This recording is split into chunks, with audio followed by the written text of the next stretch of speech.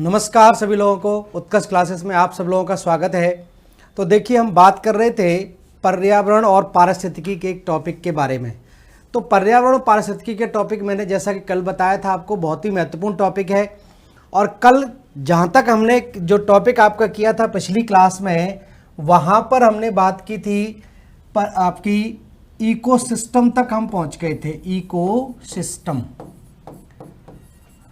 और इकोसिस्टम में या पारिस्थितिकी तंत्र में मैंने बताया था कि ये इकोलॉजी की या पारिस्थितिकी की एक क्या है, क्रियात्मक इकाई है।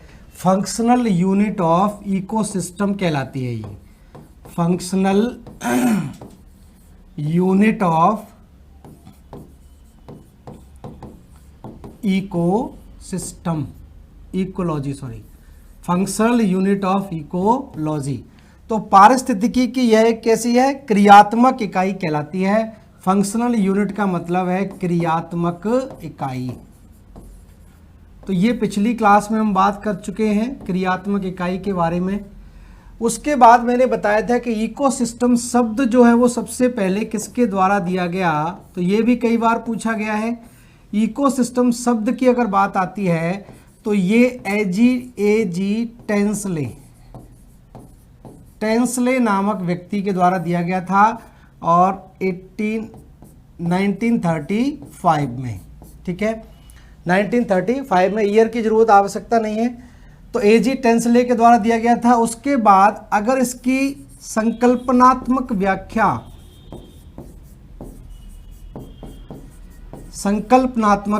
व्याख्या की अगर बात आती है तो संकल्पनात्मक व्याख्या किसके द्वारा की गई थी, ये मैंने बताया था। इसका नाम आता है इसमें ईपीओडम के द्वारा, ठीक है। ईपीओडम के द्वारा 1953 में एक किताब लिखी गई थी और इस किताब का नाम था द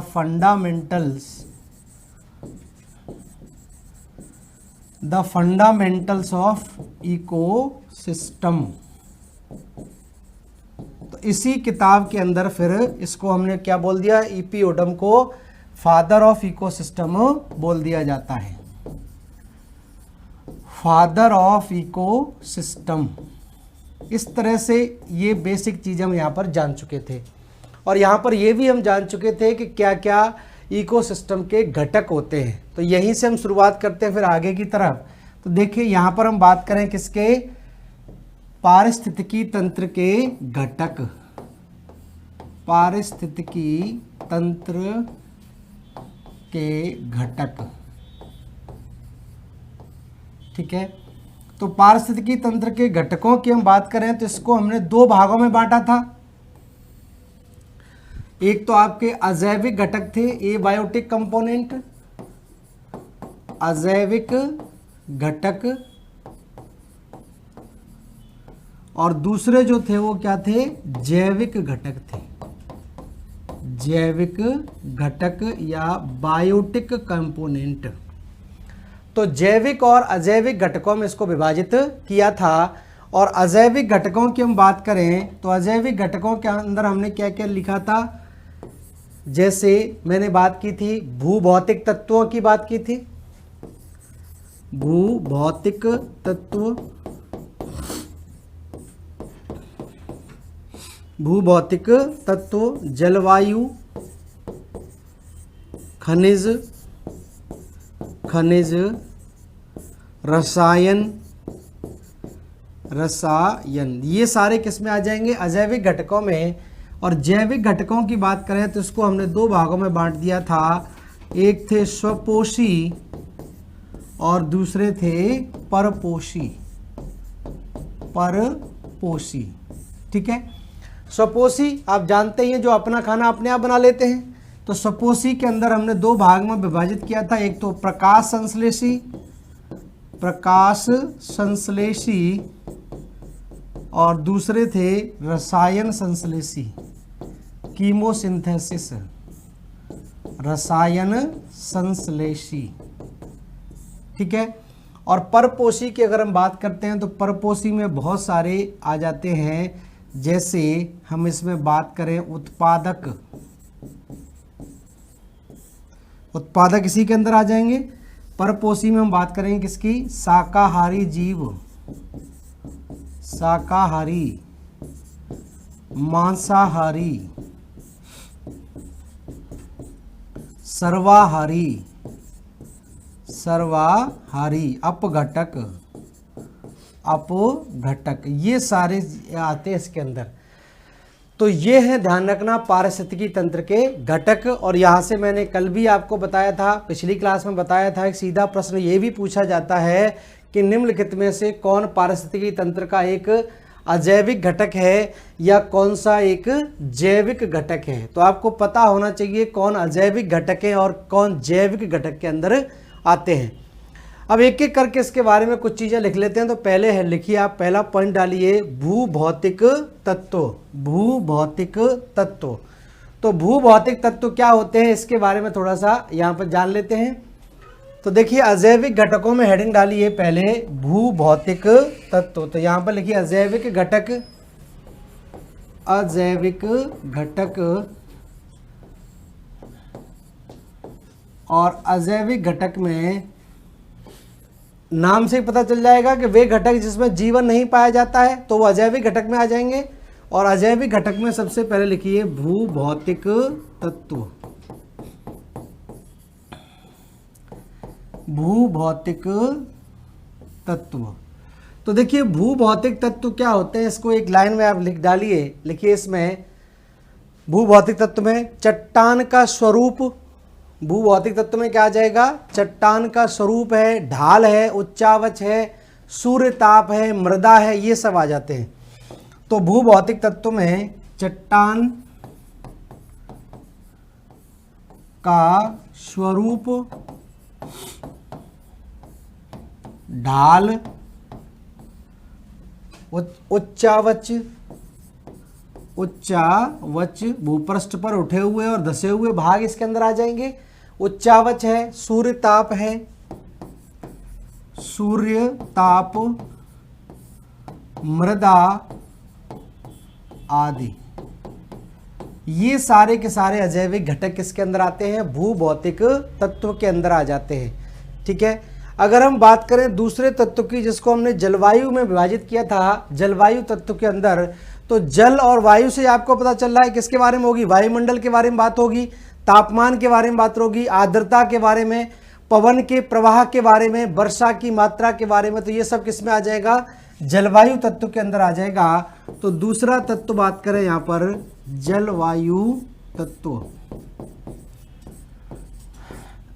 तो जलवायु तत्व में सारे के सारे जो भी फैक्टर आपके आएंगे वो जलवायु से संबंधित आएंगे। जैसे वायुमंडल का स्वभाव, वायुमंडल का स्वभाव, ठीक है, वायुमंडल का स्वभाव आ जाएगा। आर्द्रता, आर्द्रता इसके अंदर आ जाएगी। वर्षा की मात्रा, पवन प्रवाह, ठीक है, पवन प्रवाह, वर्षा की मात्रा आदि, ये सारी चीजें आपकी किसके अंदर आ जाएगी, जलवायु तत्व के अंतर्गत आ जाएंगी। तो इसमें जलवायु से संबंधित तत्व आपके आ जाएंगे, चाहे वो वायुमंडल हो, चाहे वो आपका तापमान हो, आर्द्रता, पवन प्रवाह, वर्षा, ये सब सारी चीजें। अब हम बात करें खनिज की, तो खनिज में क्या क्या आ जाएगा, जैसे कैल्शियम तत्व है, पोटेशियम है, ह्यूमस है, नाइट्रोजन है, लौह तत्व, इन सब की मात्रा किसके अंदर आ जाएगी, खनिजों के अंदर आ जाएगी। तो नेक्स्ट हम बात करें खनिज तत्व। खनिज तत्वों में कैल्शियम, पोटेशियम, ह्यूमस या कार्बनिक पदार्थ इसको कहा जाता है, नाइट्रोजन की मात्रा, नाइट्रोजन की मात्रा आदि, ये सारी चीजें किसमें आ जाएंगी, खनिज तत्वों के अंतर्गत आ जाती हैं। तो खनिज तत्वों में आप देखेंगे ये सारे के सारे पार्ट आएंगे। अब हम बात करें रसायन तत्वों की, केमिकल जो पाए जाएंगे, तो रसायन में सीधा जैसे आपका प्रोटीन है, कार्बोहाइड्रेट है, वसा है, ये सब किस में आ जाएगा, ये सब आपका आ जाता है रसायन तत्वों के अंतर्गत। तो नेक्स्ट हम बात करें रसायन तत्व। रसायन तत्व ये सब अजैविक घटकें, ध्यान रखना ऐसे ही सीधा पूछा जाएगा। तो अजैविक घटकों में रसायन तत्व में आपका आ जाएगा प्रोटीन है, कार्बोहाइड्रेट है,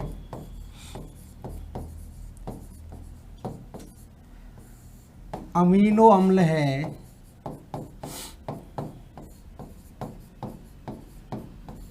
वसा है, फैट है, वसा, जल आदि।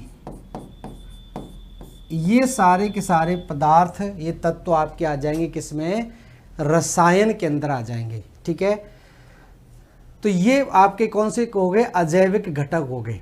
अब हम बात करें कुछ जैविक घटकों की। तो जैविक घटकों में सीधा सीधा आपने देखा होगा, मैंने दो भागों में विभाजित किया, एक स्वपोषी कहलाता है, दूसरा परपोषी। तो स्वपोषी जीवों की बात करें तो ये वो, इसके अंतर्गत वो जीव आते हैं जो भोजन के लिए दूसरों पर आश्रित नहीं होते हैं, दूसरों पर या दूसरे जीवों पर निर्भर नहीं रहते हैं।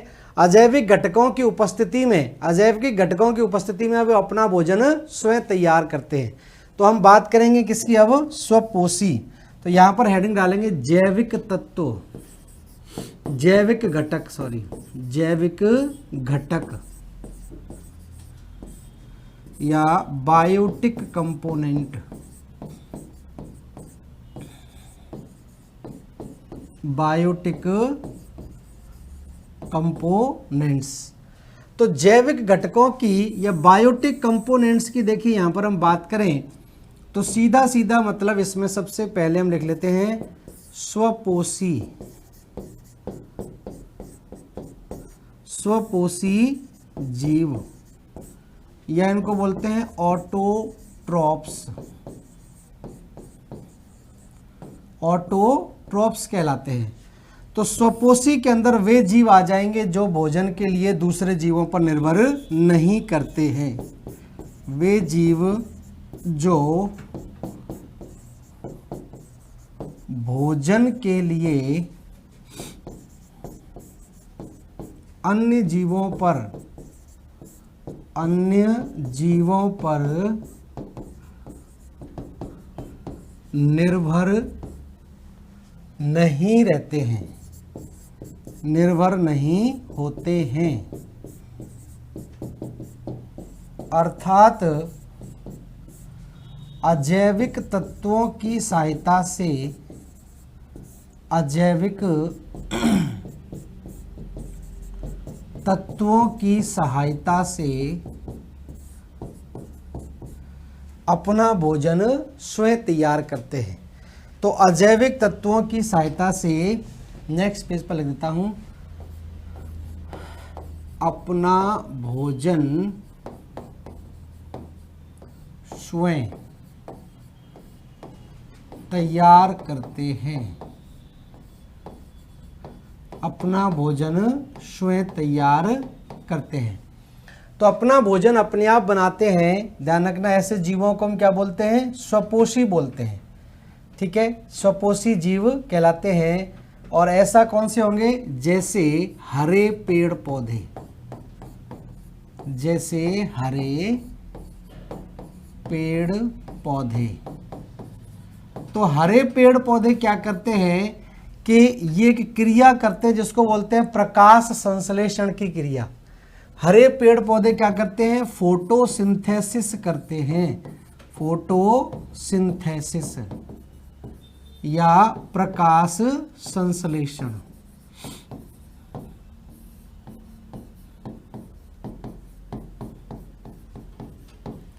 इस प्रकाश संश्लेषण की क्रिया में क्या होता है कि वायुमंडल से इन जीवों को क्या मिल जाता है, कार्बन डाइऑक्साइड मिल जाती है, जल मिल जाता है जमीन से। ठीक है, और इसके अलावा इसको सूर्य ताप मिल जाता है, सूर्य का प्रकाश मिल जाता है फ्री में, और हरित लवक इनकी पत्तियों में पाया जाता है। हरित लवक या क्लोरोप्लास्ट। ठीक है, क्लोरोप्लास्ट एक ऐसा ऑर्गेनेल होता है जो सूर्य के प्रकाश को, मतलब सोलर एनर्जी को केमिकल एनर्जी में परिवर्तित करने का काम करता है, सौर ऊर्जा को रसायन ऊर्जा में परिवर्तित करता है। तो ये इनको कार्बन डाइऑक्साइड मिल जाती वायुमंडल से, जमीन से इनको जल प्राप्त हो गया, सूर्य से सूर्य का प्रकाश प्राप्त हो गया, और हरित लवक इनकी पत्तियों में पाया जाता है। इसकी सहायता से ये क्या करते हैं, C6H12O6, यही ग्लूकोज होता है, मंड होता है, इसके निर्माण करते हैं, प्लस का ऑक्सीजन क्या करते हैं, रिलीज कर देते हैं। इसी क्रिया को हम बोलते हैं प्रकाश संश्लेषण की क्रिया। तो ये तो हो गई कार्बन डाइऑक्साइड, कार्बन डाइऑक्साइड ये कहाँ से मिल गई इसको, वायुमंडल से।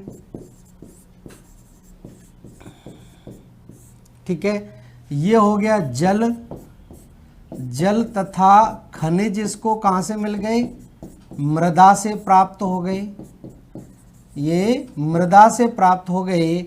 हरित लवक पत्तियों में पाया जाता है, क्लोरोप्लास्ट कहा जाता है, और सूर्य का प्रकाश सूर्य से, और इसकी सहायता से ये क्या बना लेते हैं, ग्लूकोज का निर्माण कर लेते हैं और ऑक्सीजन रिलीज कर देते हैं।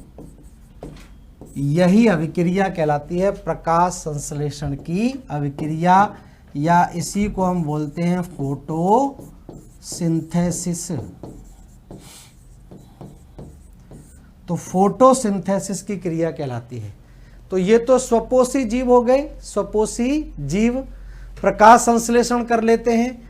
और इसी तरह से रसायन संश्लेषण की हम बात कर रहे थे, तो ये वो सूक्ष्म जीव होते हैं जो अपघटनी क्रियाओं से अपना भोजन प्राप्त करते हैं, मतलब केमिकल के द्वारा अपने भोजन की प्राप्ति करते हैं। तो लिख लिए इसको, इस क्रिया को हम बोलते हैं प्रकाश संश्लेषण की क्रिया या फोटोसिंथेसिस। फोटोसिंथेसिस की क्रिया कहलाती है। ठीक है, इसी तरह रसायन संश्लेषण की बात करें, कीमोसिंथेसिस, तो ये तो प्रकाश के द्वारा होता है और वो क्या करते हैं, केमिकल के द्वारा अपनी ऊर्जा को प्राप्त करते हैं। तो यहां पर लिख लीजिए नेक्स्ट, रसायन संश्लेषण। रसायन संश्लेषण या कीमोसिंथेसिस।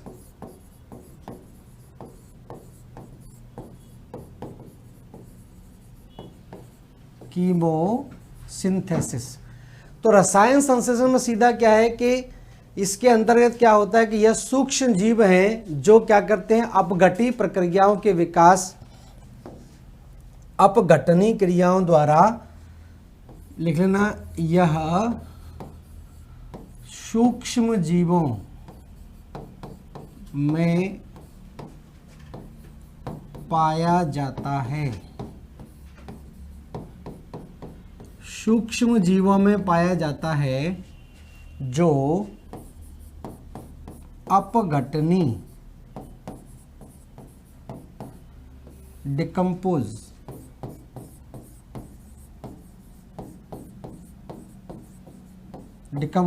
अपघटनी क्रियाओं द्वारा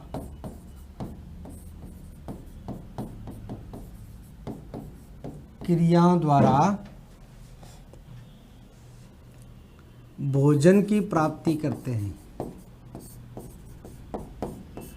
भोजन की प्राप्ति करते हैं। तो अपघटनी क्रियाओं द्वारा भोजन की प्राप्ति करते हैं, तो इसमें कौन आ जाएंगे, बैक्टीरिया आ जाएंगे, कवक आ जाएगा। तो इसमें लिख लें एग्जाम्पल, माइक्रोबैक्टीरिया,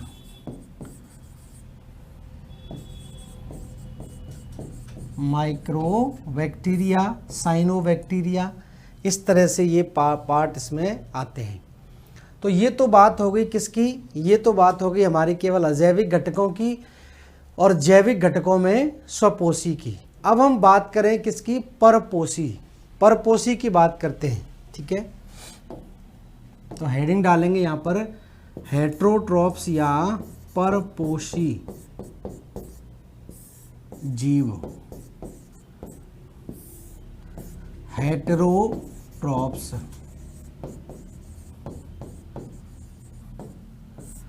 तो इसके अंतर्गत वे जीव आएंगे जो प्रत्यक्ष एवं अप्रत्यक्ष रूप से अन्य जीवों पर निर्भर करते हैं। तो ध्यान रखना, वे जीव जो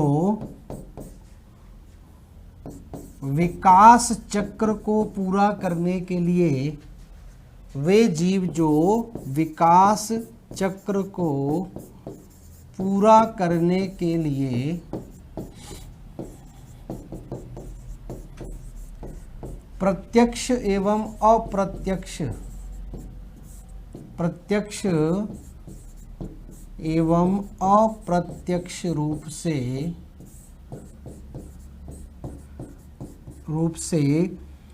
अन्य जीवों पर निर्भर करते हैं, अन्य जीवों पर निर्भर होते हैं, अन्य जीवों पर निर्भर होते हैं, परपोषी जीव कहलाते हैं, परपोषी जीव कहलाते हैं। ठीक है, तो ये जीव कैसे कहलाएंगे? परपोषी जीव कहलाएंगे, जो ध्यान रखना डायरेक्ट और इनडायरेक्ट रूप से दूसरे जीवों पर निर्भर करते हैं या दूसरे जीवों पर अपना जीवन यापन करते हैं। तो इसको क्या बोलेंगे? परपोषी जीव कहलाते हैं। ये विभिन्न प्रकार के होते हैं, अलग अलग, जैसे कहीं पर शाकाहारी, मांसाहारी, सर्वाहारी बोल देते हैं, और कहीं कहीं पर हम बोलते हैं प्राथमिक उपभोक्ता, द्वितीयक उपभोक्ता या तृतीयक उपभोक्ता। ठीक है, तो इसी को हम क्या बोलते हैं? इनको उपभोक्ता भी कहा जाता है, उपभोक्ता भी बोलते हैं। तो लिखें यहां पर परपोषी जीव 3 प्रकार के होते हैं। नेक्स्ट लिखें आगे, परपोषी जीव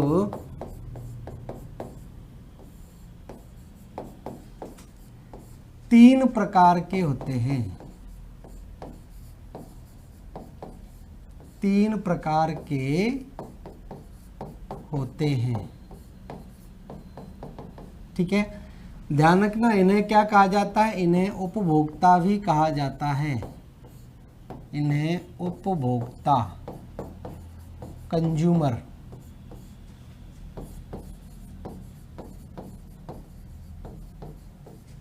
भी कहते हैं।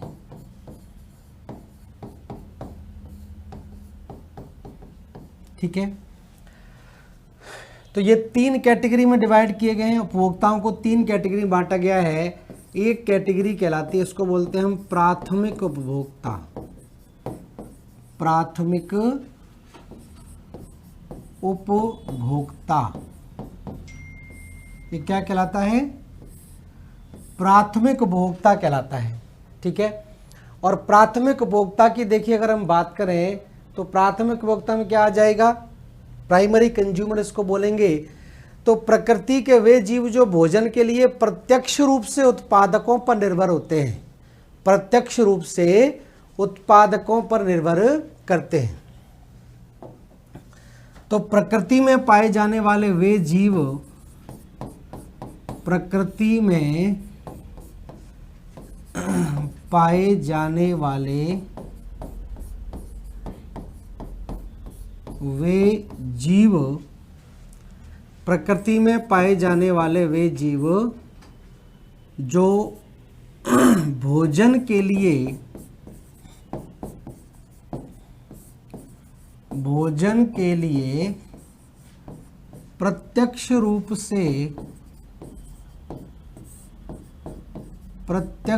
से उत्पादकों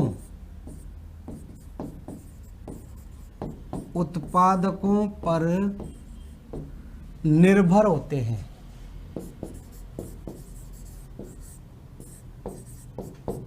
उत्पादकों पर निर्भर होते हैं।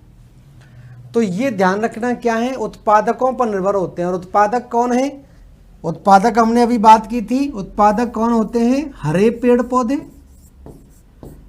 हरे पेड़ पौधों को ही तो हमने उत्पादक कहा था, स्वपोषी। ठीक है, तो हरे पेड़ पौधों पर निर्भर करते हैं, ऐसों को हम क्या बोलेंगे? प्राथमिक उपभोक्ता। और जो हरे पेड़ पौधों को पर अपना जीवन यापन करते हैं ऐसे जीव क्या कहलाते हैं? शाकाहारी जीव कहलाते हैं। कैसे? शाकाहारी जीव। तो ध्यान रखें, लिखें, इन्हें शाकाहारी जीव कहा जाता है। शाकाहारी जीव या हर्बीवोर्स, हर्बीवोर्स शाकाहारी जीव कहते हैं। तो शाकाहारी जीव की कैटेगरी में आते हैं ये। शाकाहारी जीव आप जानते हैं एक ऐसी कैटेगरी होती है जो केवल उत्पादकों पर ही निर्भर करते हैं। मतलब पेड़ पौधे पत्तियां ही खाएंगे, अगर उनको ये चीज़ें नहीं मिलेगी तो वो अपना जीवन त्याग देंगे। मतलब ऐसा नहीं है कि गाय, भेड़, बकरी या खरगोश या तोता ये जो होते हैं, अगर इनको घास नहीं मिलेगी तो ये अन्य जीवों को खाना शुरू कर देंगे। ऐसा नहीं करते हैं, ये अपना जीवन त्याग देते हैं, लेकिन ये दूसरे जीवों पर निर्भर नहीं करते, केवल उत्पादकों पर ही निर्भर करते हैं। ठीक है, तो हर्बीवोर्स की कैटेगरी में आएंगे जैसे गाय, हिरन, बकरी, ठीक है, खरगोश। तो गाय, हिरन, बकरी, खरगोश, बहुत सारे जीव हैं, लिख सकते हैं आप अपनी तरफ से भी आधे। तो ये जीव क्या होते हैं? ये आपके कहलाते हैं किस कैटेगरी में आते हैं? ये प्राथमिक उपभोक्ताओं की कैटेगरी में आते हैं। ठीक है, एक एक चीज़ मैं क्लियर करके चल रहा हूँ। ये आप जानते ही हैं, बहुत ज़्यादा इसमें उदाहरण की आवश्यकता नहीं है, केवल समझने के लिए 2-3 उदाहरण लिख सकते हैं। वैसे तो आपको हजारों उदाहरण ऐसे मिल जाएंगे जो शाकाहारी जीवों की कैटेगरी में आते होंगे।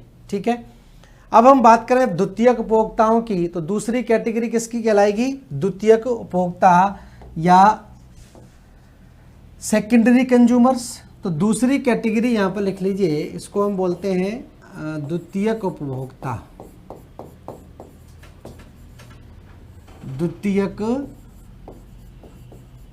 उपभोक्ता, सेकेंडरी कंज्यूमर्स।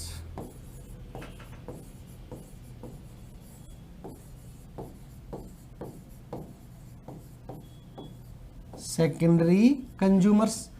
अब सेकेंडरी कंज्यूमर्स में वे जीव आ जाते हैं जो क्या करते हैं? वो प्राथमिक उपभोक्ताओं निर्भर होते हैं। इनका जीवन चक्र जो होता है, इनकी जो विकास चक्र होता है, या भोजन के लिए ये क्या करते हैं? प्राथमिक उपभोक्ताओं पर निर्भर करते हैं। और इसके अंदर कौन आ जाएंगे? मांसाहारी जीव आ जाएंगे। ठीक है, तो इसमें लिख लें वे जीव जो अपने विकास चक्र को पूरा करने के लिए, विकास चक्र को पूर्ण करने के लिए प्राथमिक उपभोक्ताओं पर निर्भर होते हैं।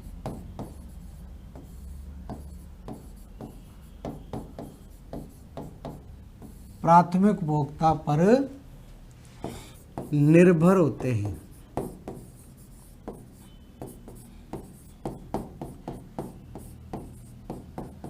ठीक है, तो ये प्राइमरी कंज्यूमर पर डिपेंडेंट होते हैं, प्राथमिक उपभोक्ता पर निर्भर करते हैं। मतलब ये क्या होंगे? मांसाहारी जीव कहलाएंगे। और एक अलग से मांसाहारी की कैटेगरी में इनको इसलिए रखा गया है कि ये केवल मांस पर ही निर्भर करते हैं। इन्हें मांसाहारी जीव कहा जाता है। मांसाहारी, कार्निवोर्स, मांसाहारी जीव कहते हैं। तो इनके लिए अलग से कैटेगरी इसलिए बनाई गई है कि ये एक ऐसे जीव होते हैं जो केवल और केवल किस पर निर्भर करेंगे? प्राथमिक उपभोक्ताओं पर निर्भर करेंगे। मतलब बिना मांस खाए इनका जीवन चक्र पूरा नहीं हो सकता है। अगर इनको मांस नहीं मिलेगा तो ऐसा नहीं है कि ये घास खाना शुरू कर देंगे या अन्य स्रोतों से ऊर्जा प्राप्त करना शुरू करेंगे। इनका जो ऊर्जा का स्रोत है वो प्राथमिक उपभोक्ता ही है, वहीं से ये ऊर्जा प्राप्त करेंगे, अन्यथा ये अपना जीवन ही त्याग देंगे। तो ये मांसाहारी जीव कैटेगरी में इनको रखा गया है। जैसे शेर, चीता, भेड़िया ये सब इस कैटेगरी में आ जाते हैं। जैसे शेर है,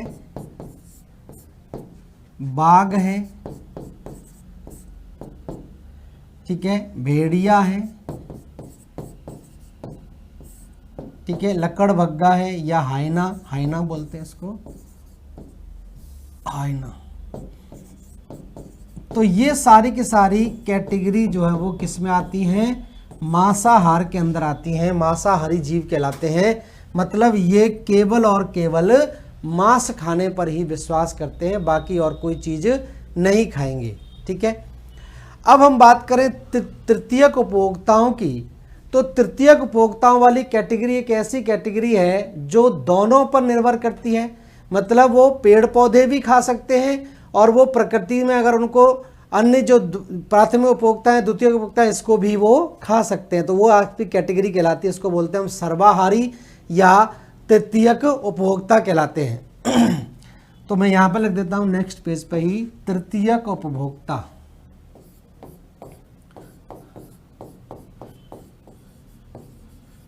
तृतीयक उपभोक्ता,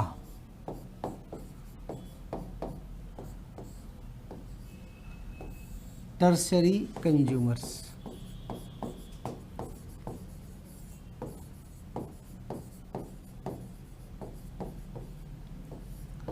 ठीक है।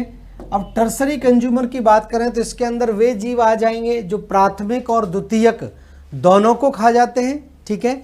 तो सिंपल सी बात है, इसके अंदर वे जीव आ जाएंगे जो शाकाहारी भी को भी खा सकते हैं और मांसाहारी को भी खा सकते हैं। तो इसलिए इसको क्या बोलते हैं, सर्वाहारी कहा जाता है, ठीक है। तो लिख लें इसमें, इसके अंतर्गत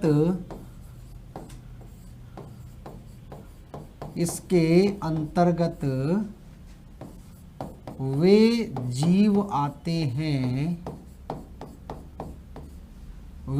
आते हैं जो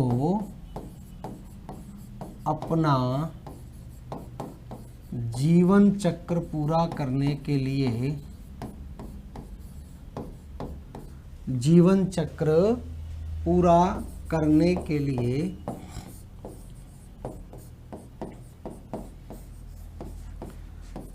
प्राथमिक तथा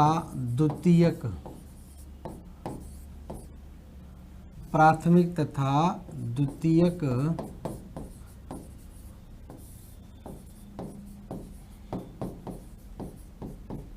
उपभोक्ताओं का भक्षण करते हैं।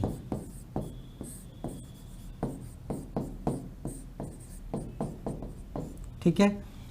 ये प्राथमिक और द्वितीयक दोनों को अगर खा जाएं तो ये किस में आ जाएंगे, टॉप कंज्यूमर में आ जाते हैं या तृतीयक उपभोक्ता इनको कहा जाता है, ठीक है। एग्जाम्पल में लिखें तो ये लिख सकते हैं, यहीं पर लिख दें, इन्हें सर्वाहारी जीव कहा जाता है। इन्हें क्या बोलते हैं, इन्हें सर्वाहारी या ओमनीवोर्स, इन्हें सर्वाहारी जीव कहा जाता है। सर्वाहार कौन कौन से जीव इसमें आ जाएंगे, जो मौका मिलेगा तो रोटी भी खा लेंगे और मौका मिलेगा तो मांस पे भी जिंदा रह सकते हैं। तो आपको पता ही है, ऐसे उदाहरण आप देख सकते हैं, ऐसे उदाहरण में आप देख सकते हैं मानव इसी प्रकार का जीव है, सर्वाहारी में आता है। मानव पेड़ पौधे भी खा सकता है और मांस भी खा सकता है। मानव के अलावा आप देख सकते हैं कुत्ता है, इसी कैटेगरी में आ जाता है। बिल्ली भी इसी कैटेगरी में आ जाएगी। गौर से देखें तो कौवा भी इसी कैटेगरी में आ जाता है। गौरैया भी इसी कैटेगरी में आ जाती है। चींटी भी इसी कैटेगरी में आ जाती है, चींटी। तो ये कुछ एग्जाम्पल आप देख सकते हैं कैसे हैं, सर्वाहारी जीव के अंदर आएंगे। तो ये सर्वाहारी जीव कहलाते हैं, जिनको हम बोलते हैं तृतीयक उपभोक्ता। तो क्लियर हो गया परपोषी अब देखिए बात करें इसके अलावा एक और कैटेगरी होती है जिसको बोलते हैं अपघटक। अपघटक, अपघटक क्या करते हैं? अपघटक को ध्यान रखना, प्रकृति का सफाई कर्मी भी कहा जाता है। तो जितने भी अभी तक आपने देखे, चाहे वो स्वपोषी जीव हों चाहे वो परपोषी जीव हों, सबका जीवन चक्र पूरा होगा। और जीवन चक्र पूरा होगा तो कहाँ जाएंगे? मिट्टी में मिलेंगे। और मिट्टी में मिलेंगे तो जाहिर सी बात है उनको छोटे छोटे जो जटिल कार्बनिक पदार्थ से उनको सरल कार्बनिक पदार्थों में बदलने का काम कौन करेगा? अपघटक ये काम करते हैं। तो ध्यान रखना, अगर हम बात कर रहे हैं अपघटक की, अगली कैटेगरी की, जिसको हम बोलते हैं अपघटक, डिकम्पोजर्स, डिकम्पोजर्स या अपघटक। तो ध्यान रखना, अपघटक में क्या स्थिति बनती है? चाहे तो उत्पादक हो, चाहे वो प्राथमिक उपभोक्ता हो, प्राथमिक उपभोक्ता, चाहे वो द्वितीयक उपभोक्ता हो, चाहे वो तृतीयक उपभोक्ता हो, तृतीयक उपभोक्ता, सबका जीवन चक्र पूरा होगा। तो जीवन चक्र पूरा होगा तो ध्यान रखना ये भी मृत हो जाएगा। मृत होके कहाँ जाएगा? मिट्टी में। ये भी मृत होगा, ये भी मृत होगा और ये भी मृत होगा। जब सारे के सारे जब मृत हो जाएंगे तो फिर से इनका क्या होगा? छोटे छोटे, ये सारा का सारा शरीर कैसा है? जटिल कार्बनिक पदार्थों से निर्मित है। जटिल कार्बनिक पदार्थ। और इस जटिल कार्बनिक पदार्थों को यहाँ पर कौन बदलेगा? सरल कार्बनिक पदार्थ। सरल कार्बनिक पदार्थ बन जाएंगे। और ये किसके कारण होगा? और ये होगा अपघटन के कारण। डिकम्पोजिशन, अपघटन की क्रिया के द्वारा ऐसा होगा अपघटन। ठीक है, तो ये डिकम्पोजिशन हो जाएगा। तो ये जो जटिल कार्बनिक पदार्थों से ये जीव बने हुए हैं, ये बाद में जाके डिकम्पोज होंगे, फिर से सरल में बन जाएंगे। तो इसी क्रिया को हम क्या बोलते हैं? अपघटन की क्रिया बोलते हैं। और इस क्रिया को अंजाम देने वाले जीवों को अपघटक कहा जाता है। ठीक है, तो ध्यान रखना, अपघटक क्या होते हैं? मृत एवं सड़ी गली वस्तुओं पर, मृत एवं सड़ी गली वस्तुओं पर अपना जीवन चक्र पूर्ण करते हैं। अपना जीवन चक्र पूर्ण करते हैं। अर्थात दूसरे शब्दों में देखें तो वे जीव जो अपघटन द्वारा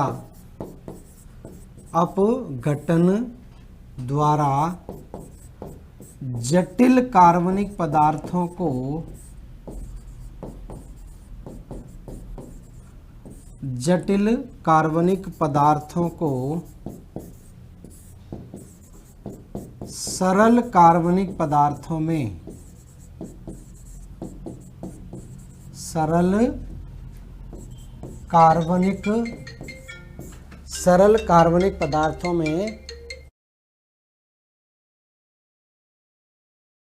सरल कार्बनिक पदार्थों में परिवर्तित करते हैं। तो जो जटिल कार्बनिक पदार्थों को क्या करते हैं? सरल कार्बनिक पदार्थों में परिवर्तित कर देते हैं। ऐसे में कौन आ जाता है? बैक्टीरिया और कवक। तो ऐसे कौन किसके उदाहरण हैं? इसमें आपका आ जाता है बैक्टीरिया एंड फंगाई। तो बैक्टीरिया और कवक जैसे जीव आते हैं। बैक्टीरिया तथा कवक। तो बैक्टीरिया और कवक इसके अंदर आ जाते हैं, जो क्या करते हैं, जटिल कार्बनिक पदार्थों को सरल कार्बनिक पदार्थों में परिवर्तित करने का काम करते हैं। तो ये कैटेगरी कहलाती है अपघटक की। तो हमने क्या जान लिया, हम बात कर रहे थे किसकी, हम बात कर रहे थे इकोसिस्टम की, पारिस्थितिकी तंत्र की। तो पारिस्थितिकी तंत्र को हमने पहले दो भागों में विभाजित किया, एक अजैविक घटक कहलाते हैं, दूसरे जैविक घटक। अजैविक घटकों के अंदर हमने भूभौतिक तत्वों के बारे में जान लिया, जलवायु तत्वों के बारे में, खनिज तत्व और रसायन तत्व हमने जान लिए। उसके बाद हमने बात की जैविक घटकों की, और जैविक घटकों को हमने दो कैटेगरी में विभाजित किया था, एक स्वपोषी जीव होते हैं, दूसरे परपोषी जीव होते हैं। तो स्वपोषी जीवों को हमने जान लिया, वे जीव जो जैविक पदार्थों व अजैविक पदार्थों पर निर्भर करते हैं, अजैविक पदार्थों पर अपना जीवन यापन व्यतीत करते हैं। और दूसरी कैटेगरी हमने बात की परपोषी जीवों की, जो किस पर निर्भर करते हैं, अन्य जीवों पर निर्भर करते हैं। और परपोषी को हमने फिर से कई कैटेगरी में बांट लिया था। सामान्यतः तीन कैटेगरी होती हैं। एक कैटेगरी आपकी कहलाती है प्राथमिक उपभोक्ताओं की, जिनको हम शाकाहारी जीव बोलते हैं। दूसरी कैटेगरी द्वितीयक उपभोक्ताओं की, जिसको हम मांसाहारी जीव बोलते हैं। और तीसरी कैटेगरी होती है किसकी, सर्वाहारी जीवों की, जो आपके तृतीयक उपभोक्ता के अंदर आते हैं। और जब सारे के सारे जीवों का जीवन चक्र पूरा हो जाता है तो ये फिर से सरल कार्बनिक पदार्थों में परिवर्तित हो जाते हैं। इस क्रिया को क्या बोलते हैं, अपघटन की क्रिया बोलते हैं, डिकम्पोजिशन कहा जाता है। अब डिकम्पोज करने का काम करते हैं।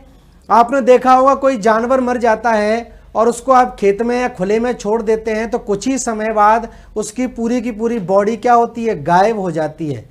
और वो गायब करने का काम कौन करते हैं, डिकम्पोजर्स करते हैं। डिकम्पोजर्स पूरी की पूरी बॉडी को डिकम्पोज कर देते हैं और फिर से मिट्टी में मिलाने का काम करते हैं। फिर से वो चक्र चालू हो जाता है दोबारा से। तो ये जो आपके डिकम्पोजर्स हैं, इनको हम इसीलिए क्या बोलते हैं, पारिस्थितिकी तंत्र का मित्र कहा जाता है। अगर ये सोचो कि कोई जीव मर जाए और उसकी बॉडी डिकम्पोज ना हो तो बहुत ही रहना मुश्किल हो जाएगा, ठीक है। तो इसी वजह से इनको क्या कहा जाता है, पारिस्थितिकी तंत्र का मित्र बोलते हैं, प्रकृति का सफाई कर्मी बोलते हैं, मृतोपजीवी भी बोलते हैं, और परिमार्जक भी इनको कहा जाता है।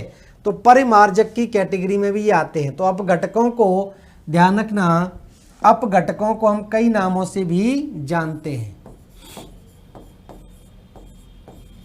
तो जो अपघटक होते हैं, डिकम्पोजर्स होते हैं,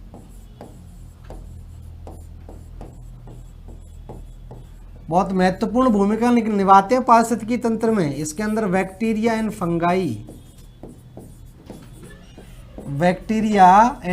फंगाई, हालांकि मृत एवं सड़े गले जीवों को खाने का काम गिद्ध वगैरह भी करते हैं, लेकिन अब वो अपघटक के अंदर नहीं आते, उनको परिमार्जक बोल देते हैं, ठीक है। तो ध्यान रखें, अपघटक की हम बात करें तो इनको पारिस्थितिकी तंत्र का मित्र कहा जाता है। कई तरह से पूछ सकते हैं। तो पारिस्थितिकी तंत्र का मित्र कहते हैं इसको एक तो, ठीक है। दूसरा हम इसको क्या बोलते हैं, इसको हम बोल देते हैं प्रकृति का सफाई कर्मी। प्रकृति का सफाई कर्मी, प्रकृति का सफाई कर्मी भी इसको बोल देते हैं। मृतोपजीवी या परिमार्जक भी बोलते हैं। मृतोपजीवी या परिमार्जक भी कहा जाता है।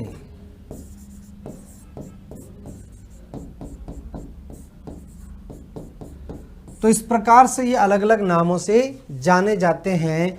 तो ये तो बात हो गई किसकी, जैविक और अजैविक घटकों की। जैविक और अजैविक घटक आपके इस तरह से जाने जाते हैं, ठीक है। बेसिक चीज़ें हम समझते चल रहे हैं। दोबारा से मैं आपको इसको रिवाइज करा दूं।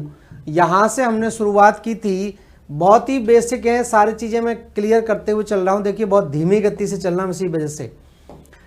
इकोसिस्टम आप जान गए, ठीक है।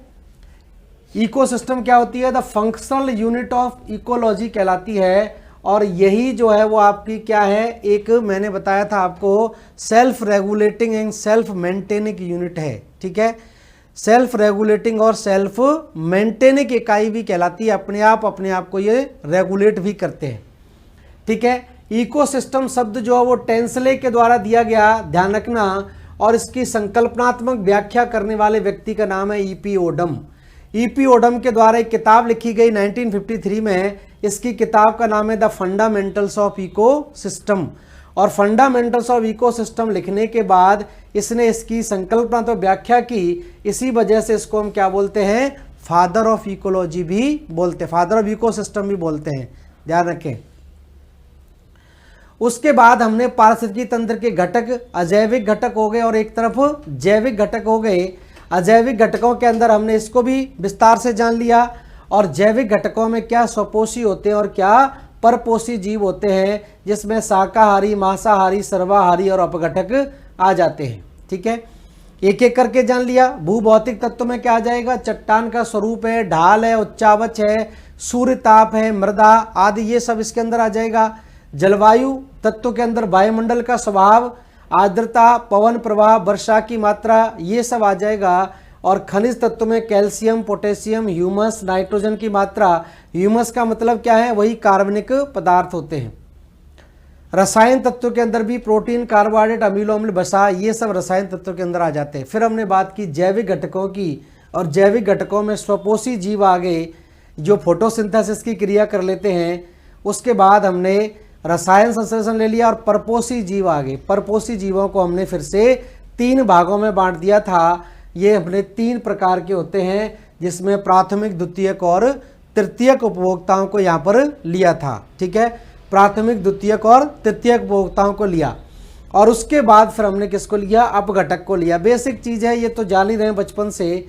ठीक है, तो ये स्थिति यहाँ पर बनती है। अपघटक भी आपके यहाँ पर हो गए, और उसके बाद अपघटकों को अलग अलग नाम से भी जाना जाता है। सीधा भी पूछ लेते हैं कि पारिस्थितिकी तंत्र का मित्र किसे कहा जाता है, या सफाई कर्मी किसे बोलते हैं, इस तरह से कई प्रकार से पूछा जाता है। ठीक है, अब बात आती है, देखिए पोषण स्तर की।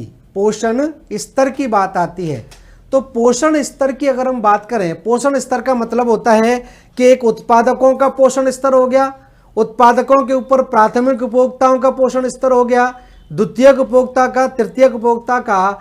तो ये जो पोषण स्तर है, इसमें अगर हम ऊर्जा के प्रवाह को देखें, ऊर्जा के प्रवाह को, ऊर्जा का 10% का नियम इसको कहा जाता है। तो एक पोषण स्तर से अगर दूसरे पोषण स्तर में ऊर्जा का प्रवाह होता है, तो वो केवल कितना होता है, 10%। बाकी 90% ऊर्जा क्या होती है, ह्रास हो जाती है।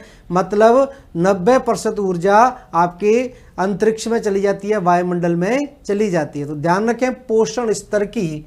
तो यहां पर हम बात करें, देखिए एक सिंपल सा पॉइंट लिख लीजिए, पोषण स्तर।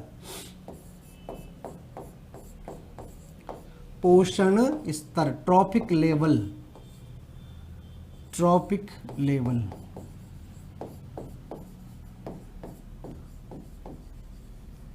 ठीक है, पोषण स्तर का सीधा सीधा मतलब यह है कि एक पोषण स्तर से दूसरे पोषण स्तर में ऊर्जा का, इसके उसको बोलते हैं ऊर्जा का 10% नियम।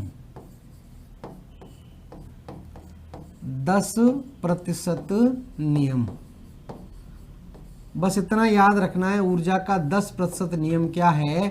तो ध्यान रखें, एक पोषण स्तर से दूसरे पोषण स्तर में जाने पर ऊर्जा का केवल 10% ट्रांसफर होता है, ऊर्जा 10% ही ट्रांसफर होती है। जैसे मान लिए यहां पर है उत्पादक, यहां पर कौन है, उत्पादक।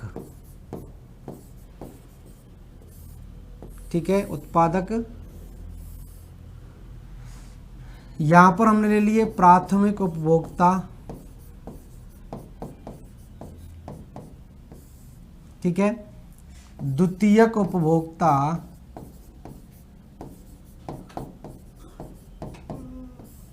और प्राथमिक उपभोक्ता हो गया, द्वितीयक उपभोक्ता हो गया, और यहां पर हमने ले लिया तृतीयक उपभोक्ता।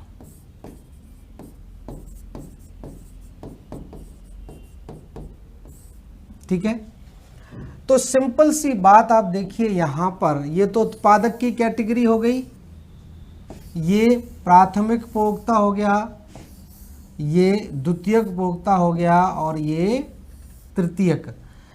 तो यहां से एक इसका ट्रॉफिक लेवल होगा, ठीक है, पोषण स्तर, ये क्या कहलाएगा 1 कहलाएगा, पोषण स्तर 1, ठीक है। ये क्या कहलाएगा, ये दूसरा पोषण स्तर कहलाएगा, पोषण स्तर 2 कहलाएगा, और ये क्या कहलाएगा, पोषण स्तर 3 कहलाएगा, 3, और ये क्या कहलाएगा, पोषण स्तर 4, ट्रॉफिक लेवल 4, ठीक है। तो 4 पोषण स्तर हो गए। अब इन 4 पोषण स्तर में आप देखें, मान लीजिए इसके पास 1000 यूनिट मान लेते हैं, 1000 यूनिट एनर्जी है, ऊर्जा कितनी है 1000 यूनिट, ठीक है। अगर यहां से ऊर्जा का प्रवाह प्राथमिक उपभोक्ता में होगा तो 10% यहां पर क्या होगा, केवल 10% ही ट्रांसफर होगी, 10% ऊर्जा ट्रांसफर होगी, तो इसके पास कितनी यूनिट ऊर्जा पहुंचेगी, 100 यूनिट ऊर्जा पहुंचेगी, ठीक है। अब जब प्राथमिक उपभोक्ताओं को द्वितीयक उपभोक्ता खा लेगा, ये इसको खा लेगा, तो इसके पास केवल 10% ऊर्जा आगे ट्रांसफर करेगा, तो यहां कितनी पहुंचेगी, केवल 10 यूनिट ऊर्जा प्राप्त होगी। और जब द्वितीयक उपभोक्ताओं को तृतीयक उपभोक्ता खाएगा तो यहां ऊर्जा कितनी पहुंचेगी, केवल 1 यूनिट पहुंचेगी। तो एक पोषण स्तर से दूसरे पोषण स्तर में अगर ऊर्जा का प्रवाह होता है, फ्लो होता है, तो वो कितना होता है, केवल 10% होता है। बाकी जो 90 यूनिट है वो कहाँ चली गई, 90 यूनिट आपकी कहाँ चली जाती है, इसको खाने को पचाने में जो ऊर्जा लगती है उसमें चली जाती है। तो इसको हम बोलते हैं ऊर्जा का 10% नियम कहा जाता है। तो उत्पादक से प्राथमिक उपभोक्ता में अगर आते हैं तो 10%, 1000 यूनिट के बाद 100 रह जाएगी, 100 से 10 रह जाएगी, और 10 से यहाँ पर कितनी रह गई, केवल यो 1 यूनिट रह गई। इसको हम बोलते हैं ऊर्जा का 10% नियम। तो ये कहलाता है पोषण स्तर। तो एक पोषण स्तर से दूसरे पोषण स्तर में जाने पर ऊर्जा केवल 10% ही ट्रांसफर होती है। इसको बस इतना ही ध्यान रखना है। तो अभी के लिए इतना ही रहने देते हैं, नेक्स्ट क्लास में इसको आगे कंटिन्यू करेंगे। तो धन्यवाद सभी लोगों के जुड़ने के लिए। इसी तरह हम धीरे धीरे आगे तक पढ़ेंगे तो पूरा डाउट आपके क्लियर हो जाएंगे। तो थैंक यू, नमस्कार।